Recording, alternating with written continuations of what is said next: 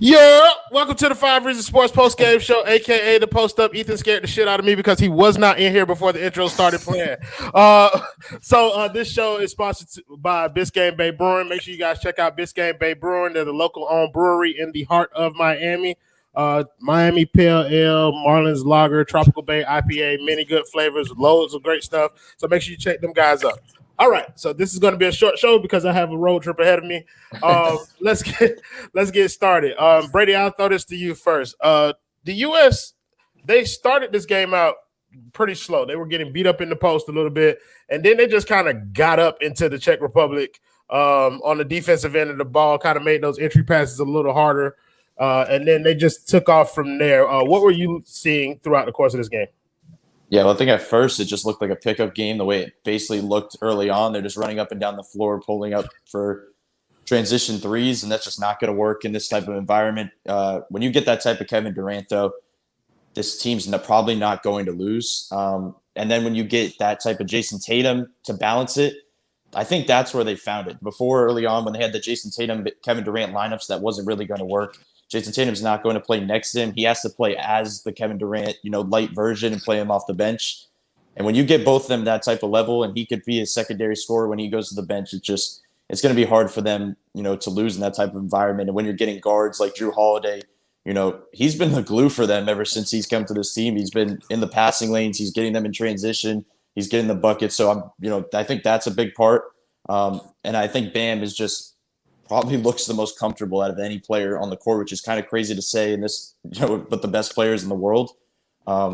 Defensively, he's everywhere on the court. Offensively, he's the playmaker. That's just he's not very passive where he's getting turnovers and stuff on the move. I'm very surprised with that type of play. And when they're playing like that, they're just probably not going to lose.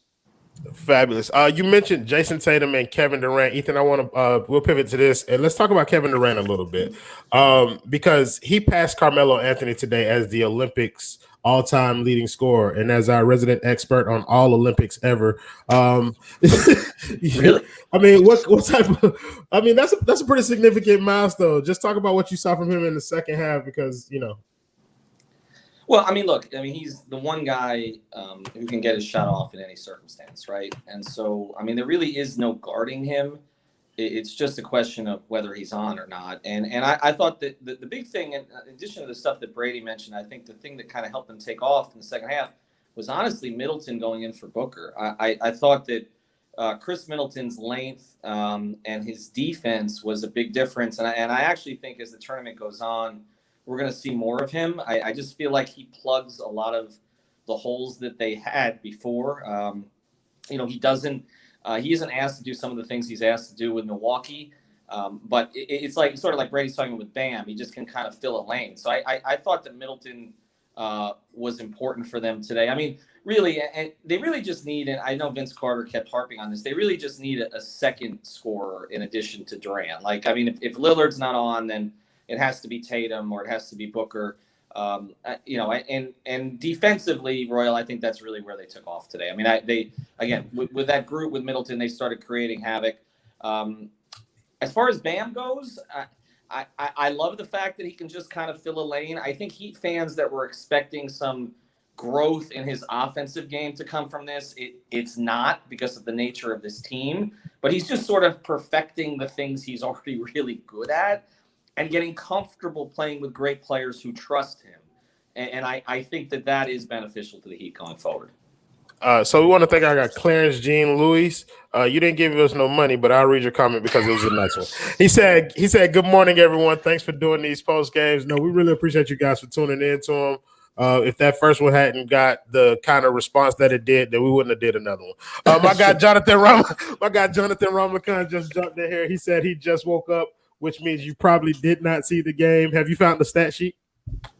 Yeah, I found the stat sheet. Actually, the reason that happened, Manny texted me last night asking me to potentially produce the show today. So I set about 8 alarms to make sure that I don't miss having to do the post game. And then he texted me saying that I don't have to do it.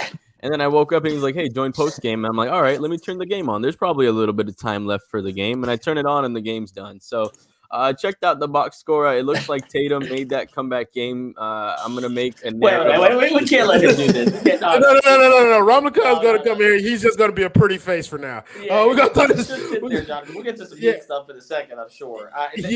For sure. This is like the ultimate box score watching. No, but I want to get back to the Tatum game because that has been a source of like worry for a lot of people concerning this team because like you alluded to earlier, Brady, Tatum is essentially Kevin Durant when he comes into the game. And if he's not scoring, then it's going to be really difficult for this team to kind of keep pace offensively because they're shooting a lot of threes. Ethan still has this. I like this. Ethan still has his credentials from the 1896 Olympics in Athens. Yes, where they were hurling boulders. So, Brady, I want you to talk some about what you saw from Jason Tatum tonight, man. Yeah, well, I think this morning. I think what we've learned is that you're not just going to throw your 5 best players on the floor. Tatum being on the bench, you could probably argue that you could put Levine or Middleton at the moment over Booker, but right now it's probably better that Levine and Middleton are creating off the bench and you have Booker as a spot-up guy. It's the same goes for Jason Tatum. What we're seeing right now is he's able to create for himself when they go with that bench unit and he's playing with Draymond and guys that are passive. He can just do what he's got to do. He was been awful in Vegas, and up to this point that it was clear that they're going to have to get him going somehow and change some things. Getting him on the move some more where he's not just shooting spot up threes, I think is a really important, thing to harp on. And just having guys that kind of put him in certain spots like Bam. I think the Bam Jason Tatum lineups are interesting because they have such an interesting connection off the floor, and you're kind of seeing them be able to work pick and rolls and stuff on the court that I think there's, people are saying that, we'll see them play eventually in the future. They play pretty well together. They have a certain chemistry on the floor. I expect more of those lineups going forward. Yeah. So, Ethan, we got the Dame game last time. Yeah. We got the Kevin Durant game this time. But we haven't really seen a game where everybody on the team is kind of flowing at the same time. Do you think that we get that game, or is just one person tonight good enough to get us to go? Yeah, I don't know that we do. I know that some previous Olympic teams, including the one in 1896, which was the Dream Team, the prequel, when I was at that one, that they finally did in the gold medal game. I remember, God, was it like 2012? I think it really took until the last game before it all clicked. And that could happen again. I just think, again, this team is going to win or lose based on their defense. I just they have enough scoring, if they have, like I said, 2 guys going, but I don't really think they've been particularly well coached. I hate to say that. And offensively, I still feel like they don't really know what they're doing sometimes. But I think they have good enough individual, but particularly passing lane defenders to create opportunities to get out and run a little bit and make things a little bit easier for them. And that's why I think, having a guy like Middleton play a little bit more is helpful, because I think he plays into that, and having Drew play more than Dame is helpful in terms of that. And I think that's where this may end up pivoting to, just as I think we probably at some point here, although I don't want to take the reins from you, should pivot to some Heat conversation so that we can give Jonathan something to do. No. I was definitely about to do that, but you go ahead and take it, boss. Since that was actually a pretty good opportunity for you to do it seamlessly, and nobody would have noticed if you hadn't brought attention to it. Because I don't, no problem. I know got there's you. stuff out there about us on Twitter, like there is about like Jimmy and Tyler. I don't want to create. Okay, so let's pivot to some of the Bam stuff. Ethan mentioned a little bit earlier how Bam is pretty much perfecting some of the things that he always does well. One of the things that he did well today was guarding those bigger players. These are players that are bigger than the ones that he's seen previously in this tournament, and some are even bigger than what he sees on the NBA level, and he defended those well. Jonathan, are there any do you think Bam gains confidence from playing well against bigger guys going into next season? Yeah, for sure, because there was a lot of times when he would struggle, and we obviously talked about him not being the offensive guy that's coming out here and trying to make a lot of shots. But we've seen a lot of the times that he struggles against the bigger bigs. And I think going into next season, when we're not sure if he's going to play the 4 or play the 5, it's going to make it a little bit more flexible for us to have somebody fill in that spot next to him if we know that he can guard up a little bit more. So I think it's really good for his confidence, because it allows for him to mentally be able to get those challenges when he has to face somebody like a Joel Embiid or another skilled big man like Jokic. He's going to have a little more of an edge, a little bit more of an ability to cover unique post type moves. And coming to the offensive end and in the Heat as a whole, I think now having him be able to guard up and feel a little bit more confident that he can hold his own against a bigger, more skilled 5, you can probably slot in a 4 next to him and play him as the 5. So it gives us a little bit more options to work with him as well. Yeah, so I think this is the most talent that Bam has ever played with, bar none. Out of every player that you've seen him play with during this Olympic time, does it give you some kind of insight into what type of player that we need to help him better, Brady? Yeah, the point guard. I think that's pretty clear. Damian Lillard is not the greatest facilitator. He's a scoring point guard, and what he's done for him with just a pocket pass alone has basically escalated his play. The one thing I mentioned that everybody thinks a point guard is just going to make a jump in his scoring category. I think it's more about making a jump in his passing. When they get the pocket pass, it's not that he's going to get to the basket every time and try to score. When he gets that pocket pass, that means he's on the move and passing and playmaking, and that's when he's at his best, when he's playmaking on the move. And I think the other thing you mentioned, playing against bigger guys in the post, I think it's on the other side of the ball too, where he was actually getting some post touches and getting in the post a few times and scoring down there. Against these guys that are probably bigger than most guys in the NBA, I think the one guy was guarding it was probably 7'1", they said. That's the important part about this. If he could have a go-to move, everybody talks about a go-to move on the block. He has some nice post hooks in these games, and he's probably 4 inches shorter than these guys. I think that's going to be the important part. So, Ethan, Brady's talking about how Bam looks offensively with Dame, and one of the things that has been more impressive to me is the way that he looks defensively next to Drew. Does that give any credence to Miami potentially shifting focus if we're going away from Lowry to try and find a defensive-minded point guard to put next to Bam to kind of solidify that end? Well, Kyle is. I mean, Kyle always has been. It's just a question of age with him. But I don't think that I went back and watched some stuff from him this year, and he doesn't. I mean, again, until they kind of shut him down because they were sort of half tanking.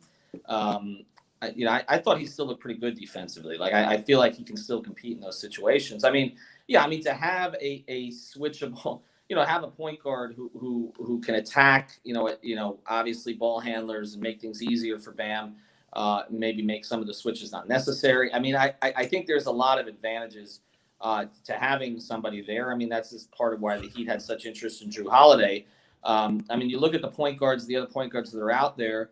I don't think Mike Conley is a big option for them, but he's always been a pretty sound defender. I think Lonzo has become a very sound defender, particularly with his size. I think that is a possible advantage. But again, there's so many rumors about where he may go. By the way, before I go on, I'm wearing a T-shirt just because I haven't had a chance to wear it, and it runs out after 4 days. This Heat playoff shirt, I found this one. The Heat gave that out, but after 4 days, it just disintegrates. But anyway, I just think that they need.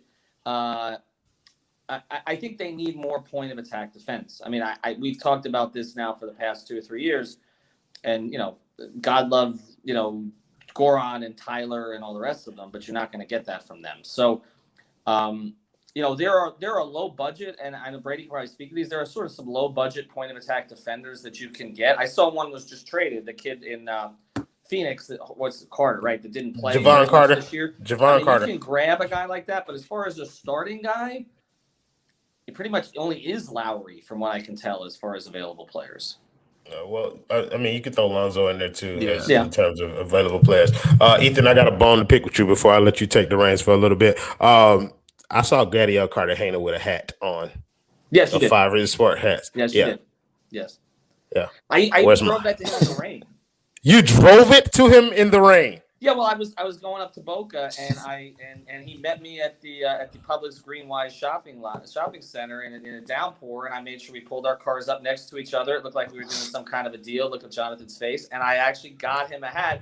And yes, it actually was, Cricket Boy, it actually was on my agenda today to finally get you a hat. So I appreciate that. But since he was talking about some type of transaction, here's the type of transaction that's good for you guys. Make sure you check out Therapist Preferred, another sponsor of the 5 Reasons Sports Network. They sell premium CBD products. I have the green apple gummies, which I love. Ethan can't go to sleep without his strawberry lemonade gummies, which he said ad nauseum on the pod. But you make sure you use the promo code 5 Reasons at therapistpreferred.com to get 25% off plus free shipping. They're still giving us free shipping, right, Ethan?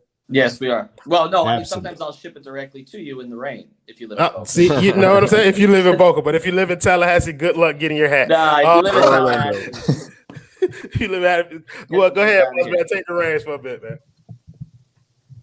Ethan, take the reins. B. Yes, you're the boss man. There's nobody else. Let's do a little of this because I didn't get a chance to do this the other night. Okay. Oh, okay. And Brady's got a great article up on the website, so make sure you check that out. He broke down all of the undrafted guys that the Heat picked up, and Brady, we should have you on 5 on the floor for that over the next couple of days. So we'll discuss off air.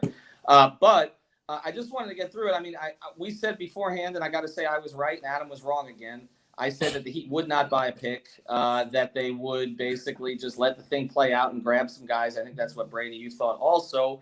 I guess since you guys are the pulse of the Heat fan, do you get a sense that Heat fans were kind of okay with this? Or you just sense that they're getting antsy, Royal? No, I get the sense that they're getting antsy.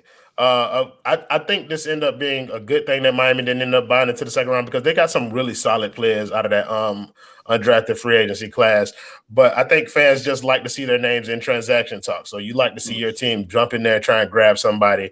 But yeah, I believe that they're truly getting fidgety when it comes to moves because the Heat seem like they're not doing anything and they could be doing more work behind the scenes.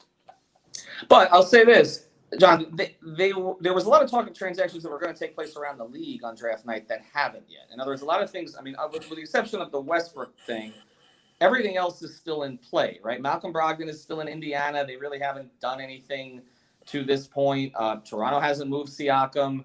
Brandon Ingram is still, Sexton is still, I mean, so to me, like, everybody's like, oh, this is a very active, I mean, there really wasn't anything that happened that changed the dynamic of the league for next year other than, will Russ fit in LA, which is, and I can tell you this, LeBron has been trying to play with Russ forever. I remember having conversations with him back in like 2014 about how that's a guy he wanted to play with someday. So none of this is a surprise. Their kids are friends. There's a lot of reasons that happened. But I'll just get, I mean, John, to me, it was status quo on the draft. Like, I did not see it. Did you see a single move, drafted player or traded player that changes anything this year other than maybe Russ? Absolutely not. It was a very normal draft. Like, everybody wants their teams to, like you say, be on the headlines. You want to see your team's name pop up on the bottom with a little clock popping up.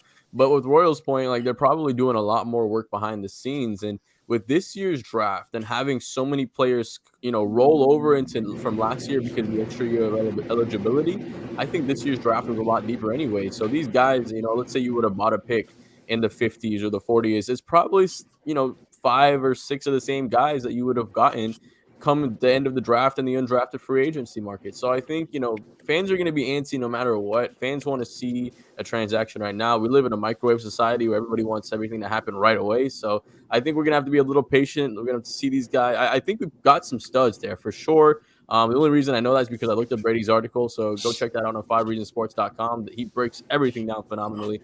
But I think we got some studs, and I think we did a good job staying composed, not panic buying a pick when we didn't need to. Ethan, you're creating an army of salesmen. There were a couple moves that we should mention because they could play into the Heat. One was Josh Richardson, basically being given away into that trade exception space in Boston of all places. But that does two things. One, how do you see the Josh Richardson fit in Boston, Brady? And look, we've all heard, Adam and I, we've heard rumblings about Marcus Smart. Your mic went out, boss man. That's AT&T trying to get their money. They'll get it right if the world gets a hat. But a couple things. I mean, one, the fit for Josh in Boston, the possibility maybe of Marcus Smart moving, which is a player I know that the Heat have shown some interest in, and they have a better relationship with Brad than they do with Danny. I can tell you that. The organization has a very good relationship with Brad Stevens. And then the other thing is the possibility of Dallas getting into the Lowry mix now, because everything Adam and I have been hearing and Greg has been, it's pretty much Miami and New Orleans for Kyle. And it's a question of, does he want more money or does he prefer to play with Jimmy? But Dallas could get in the mix there now. Yeah, I think for Jay Rich's fit, I think it's a pretty decent fit because they get a two-way guy. They'll probably plug in off the bench and he could probably do some different things for them. They're going to probably have to get a ball handler so he could play off the ball. I've seen some stuff about that. They're probably not going to have him as their backup point guard. So that's going to be important. I think that's probably good for them. It probably will be some weird for some people to see him in that green after, where he started out. But either way, it's probably a really good pickup for them. The way they kind of facilitated that trade was weird at first anyways, but it made sense for Dallas because now, as you mentioned, they're going to be in the sweepstakes for Lowry. I just don't see a reason why he would go there over – a team, let's even say New Orleans. I feel like it just makes more sense. Just from a rebuilding perspective, I just feel like it just does. Dallas, I guess, has probably a brighter future at the moment with Luka, but it just comes down to where he'd probably rather fit in. It would probably be the same amount of salary, right? Between New Orleans and Dallas, It would probably be around the same. So I guess it just comes down to where he'd rather play, or if he'd rather go to Miami and the type of relationship type thing. Overriding the money. So I guess it's going to come down to him like we always come back to. It's just going to come down to the decision-making type stuff. But I guess it does add one more team, to the mix. I do know Miami still feels good about it. I've checked in with a couple people over the past 24. They feel pretty good about it. But Royal, could Luka and Lowry would that even work? Sure, I think it could. I think Luka's talented enough to play off the ball. He's solid off of the ball. The problem is that when he goes off the floor, when he is off the ball, Dallas's offense stalls. So I think if you add a guy like Lowry to the mix, then that gives them a lot more options in terms of resting Luka or just changing up the way their offense functions a little bit by having another solid point guard or solid distributor, facilitator on the floor, even either alongside him or off the floor. All right, you want to close this out? Yeah, let's do that. So thank you guys in the comments, as always, for joining us, making the show much more fun than it would have been without you. Want to thank my guy, Jonathan Rumlicon, for not watching the game, but getting up and doing the post-game show anyway. Thank you to our man, Brady Hawk, who was up all times of night watching Nigeria and then back up again this morning watching Team USA. And then the boss man for doing half his job by watching only the second half of this game, but still joining us anyway. You weren't supposed to say that. Get that out. Oh, I'm sorry. I wasn't supposed to say that. He did not only watch half the game. He watched the whole thing so that he could come over here and give you thoughtful analysis. No, God, please, no. Play the video, Manny.